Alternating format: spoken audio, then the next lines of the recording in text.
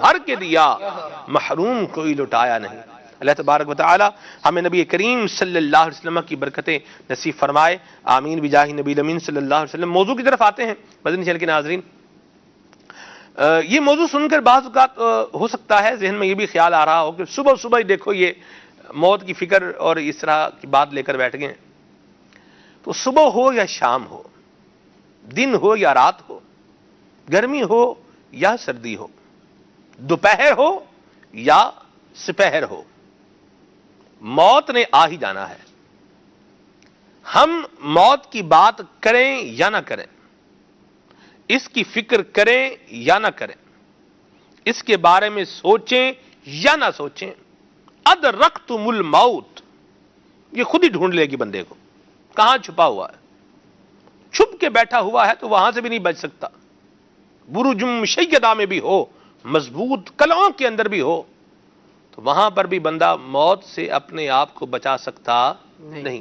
اٹل حقیقت ہے، اٹل حقیقت ہے۔ منیم بھائی، یہ بھی ایک جو ہے نا وہ کانسپیرنسی ہے ہمارے معاشرے کے اندر کہ کیا ڈرانے والی باتیں کر رہے ہیں، موت کی باتیں کر رہے ہیں، میت کی باتیں کر رہے ہیں، یہ کر رہے ہیں، وہ کر رہے ہیں۔ یہ بھی ایک صورتحال بنی ہوئی ہے، حالانکہ پتہ ہی ہے کہ موت ہماری بھی ہو جانی ہے، میت بھی ہو ہی جانی ہے۔ کیا فرمائیں گے؟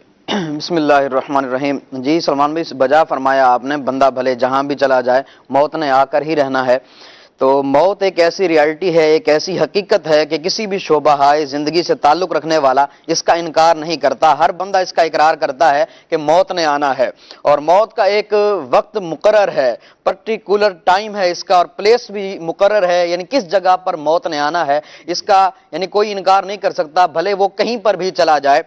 اس حوالے سے دنیا کے بڑے بڑے لوگ جو کیا کہتے ہیں وقت کے پابند ہوا کرتے ہیں، وہ یہ دعویٰ کرتے ہیں کہ ہم وقت کے بڑے پابند ہیں، حالانکہ بہت ساری چیزیں ایسی ہیں جن کی وقت کی بڑی پابندی کی جاتی ہے، لیکن اس چیز کو بھی ڈیلے، یعنی وہ چیز بھی ڈیلے ہو جاتی ہے، اس میں بھی تاخیر ہو جاتی ہے۔ کہ موت ایک ایسی چیز ہے جس کا وقت جو ہے اسی پر ہی موت نے آنا ہے۔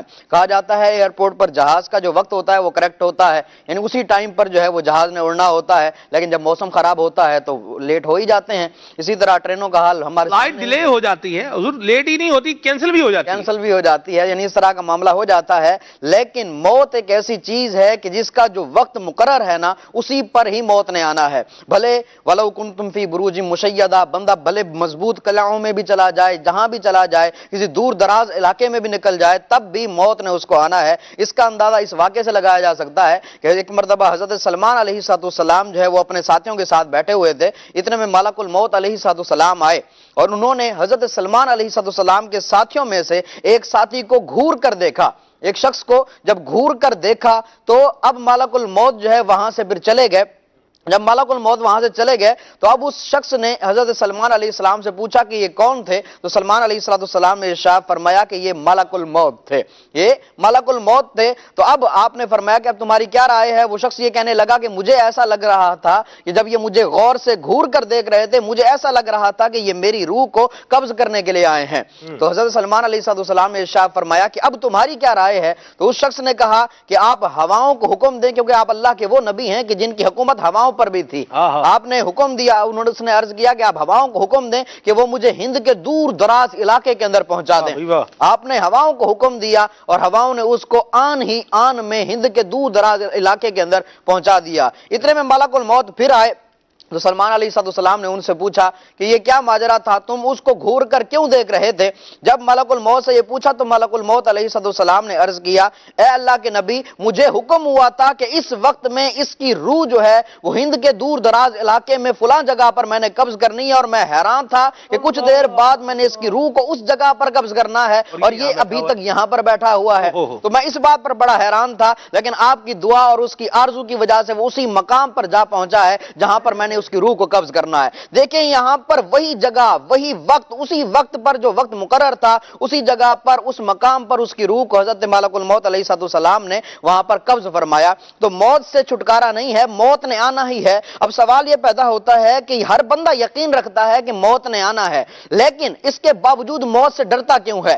یعنی جب ہم اس کے سامنے موت کا تذکرہ کیا جائے تو اس طرح کے जुमले कहे जाते हैं कि यार क्या सुबह सुबह मौत की बातें कर रहे हैं, अभी खुशी का मौका है, आप मौत को लेकर बैठ गए हैं। तो इस तरह जब मौत की बात उसके सामने की जाए तो वो कहता है कि ये कब्रिस्तान की बातें ना करो, मौत की बातें ना करो, हालांकि यकीन रखता है कि मौत ने आना है। तो उलमाए कराम इसका बड़ा प्यारा जवाब देते हैं कि जब बंदा दुनिया की लज्जतों में खो जाता है, मुनहमिक हो जाता है, अपने घर वालों में, फैमिली वालों में, अपने कारोबार में, दुनिया का माल कमाने में ऐसा गुम हो जाता है, ऐसा गाफिल हो जाता है कि उसको दीन के हवाले से परवाह ही नहीं होती, कब्र और आखिरत की उसको फिक्र ही नहीं होती, तब यह मामला होता है कि अब वो मौत से बहुत ज्यादा डर रहा होता है। हालांकि जितना वो डर जाए मौत से, जितना भाग जाए मौत से, मौत उसको आकर ही रहेगी। तो ये सरासर गफलत है। लिहाजा इस तरह का जहन नहीं रखना चाहिए कि बंदे को चाहिए कि जितना दुनिया में रहना है उतना दुनिया के लिए और बाकी आखिरत के लिए करे, और मौत का तसव्वुर जमाए रखे। और मौत को याद करने का एक तरीका यह भी है क्योंकि बंदा दुनियावी लज्जतों में जब मुनहमिक होता है तो हदीस पाक में भी आता है कि आका अलैहिस्सलाम ने इरशाद फरमाया,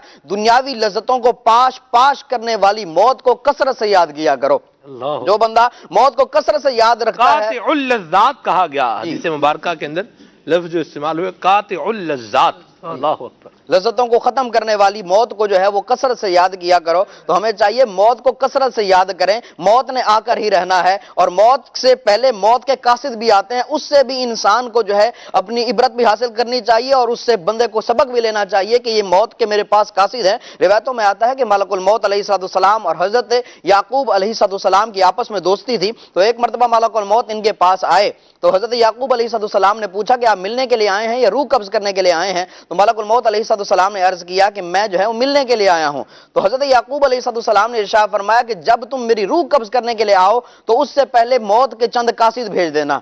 तो मलकुल मौत अलैहिस्सलाम ने अर्ज किया कि मैं 2 या 3 कासिद आपके पास भेजूंगा, और हर इंसान के पास 2 से 3 कासिद भेजता हूं।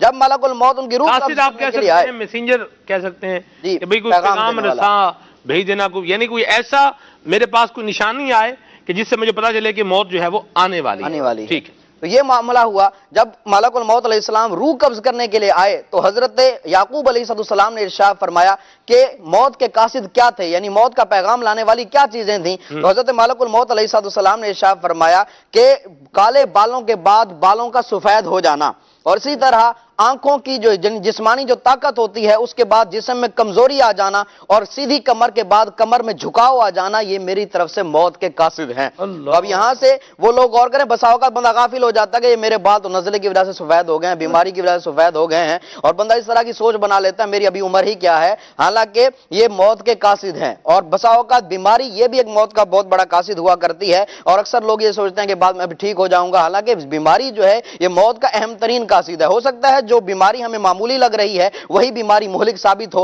और बंदा इस दुनिया से चला जाए। तो लिहाजा इन चीजों को बंदे को जो है इनसे भी सबक लेना चाहिए। लेकिन ये चीजें, मौत जो है इन चीजों पर मौकूफ नहीं है, मौत इनके बगैर अचानक भी आ सकती है। लिहाजा बंदे को चाहिए कि हर वक्त अपनी मौत का तसव्वुर रखे, क्योंकि मौत ना वक्त की मोहताज है, ना उम्र की मोहताज है, न बचपन देखती है, न जवानी देखती है, न बुढ़ापा देखती है। मौत किसी भी वक्त आ सकती है। लिहाजा बंदे को चाहिए कि हर वक्त मौत के लिए तैयार रहे और मौत से पहले मौत की तैयारी करें। ठीक है जी, बड़ी ज़बरदस्त बात कही आपने और तवज्जो भी दिलाई। एक और बड़ी गौर तलब बात है मदनी चैनल के नाज़रीन, चले हम मौत की बात नहीं करते,